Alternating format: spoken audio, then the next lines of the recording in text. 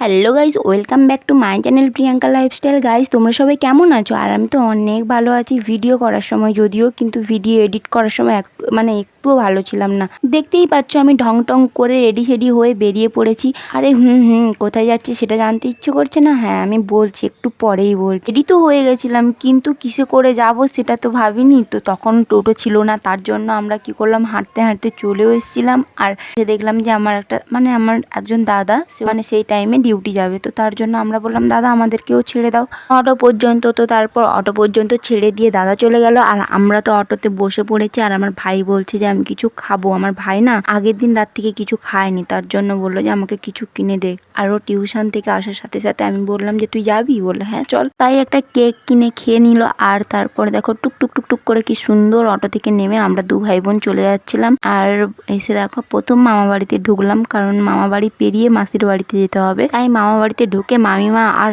দাদুর সঙ্গে একটু কথা বলে দেখা করে চলে গেছিলাম, যেহেতু মামা ছিল না তার জন্য। মামা বাড়ি থেকে বেরিয়ে মাসির বাড়িতে চলে এলাম। এবার বলি যে কেন এসছি।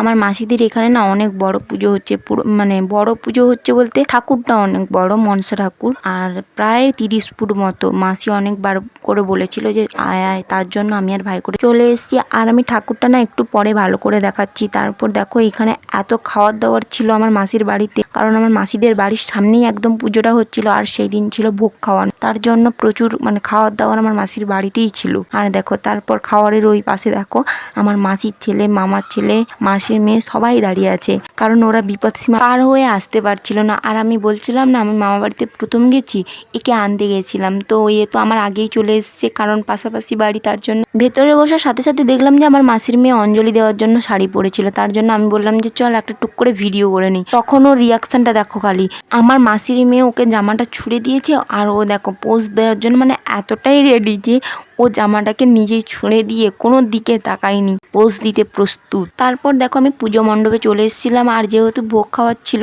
তার জন্য খেতে এসেছি, সেটা বড় কথা। যাই হোক, ঠাকুরটাকে দেখে নাও একবার ভালো করে, কতটা লম্বা, অনেক সুন্দর হয়েছিল ঠাকুর। আমার বিশেষ করে ঠাকুরের শাড়ি পরানোটা অনেক সুন্দর লাগছিল। ঠাকুর দেখে নিয়ে ভাইকে নিয়ে খেতে বসে পড়েছি। আর দেখো খেতে বসে আমি কখনোই পুরো ভিডিও দিতে পারি না, কারণ হচ্ছে আমি ডাল আলু ভাজা ভাত পর্যন্ত এই ভিডিও দিই, তারপরের ভিডিওগুলো আমি কেন জানি না করতে পারি না। খাওয়া দাওয়া শেষ করে যখন বাড়িতে আসি, এই শুভ মুহূর্তটা দেখতে পেলাম, যেটাকে কি বলে। তো যাই হোক, শুভ মুহূর্তটা তোমরাও দেখে নাও একবার, এটা যদি একসাথে হয়। আর শুভ মুহূর্তের কোনো কিছুই লাগে না, সবসময় অশুভ মুহূর্তই থাকে। এখানে আমার মাসির ছেলে মেয়ে, আমার ছোট মাসির 2 মেয়ে, আমার ভাই বোন, আমার মামার ছেলে সবাই আছে।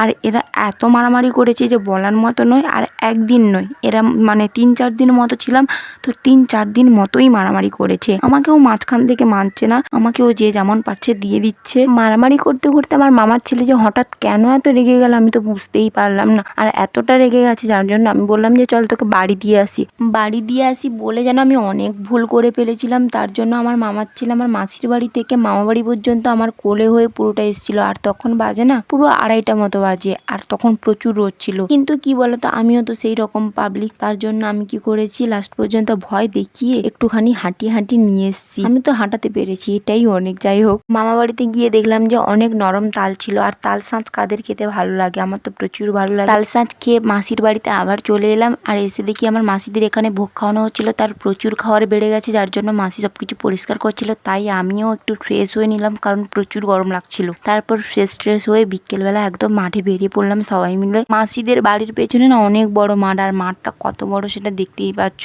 আর মাঠে বিকেলবেলা বেরোতে খুবই ভালো লাগে, সুন্দর হাওয়া দিচ্ছিল, তার জন্য সবাই মিলে মাঠে বেরিয়ে পড়েছিলাম। রাত্রিবেলা খাওয়া দাওয়া করে প্রোগ্রাম দেখতে বসে পড়েছিলাম। আর ডান্সটা না খুব সুন্দর হচ্ছিল, তার জন্য আমি ভাবলাম যে একটু ভিডিও করি। এরপর চলো তোমাদেরকে একটা ভালো গান শোনাই, আর এই গানটা না আমার খুব ফেভারিট। তাহলে কি শুনে নিই একবার গানটা।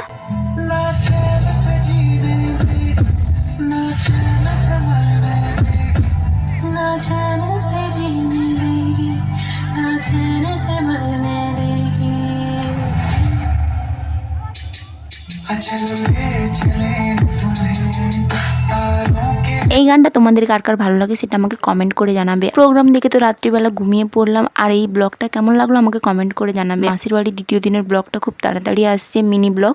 তাহলে লাইক, কমেন্ট, শেয়ার, সাবস্ক্রাইব করতে একদম ভুলো না। Bye bye guys.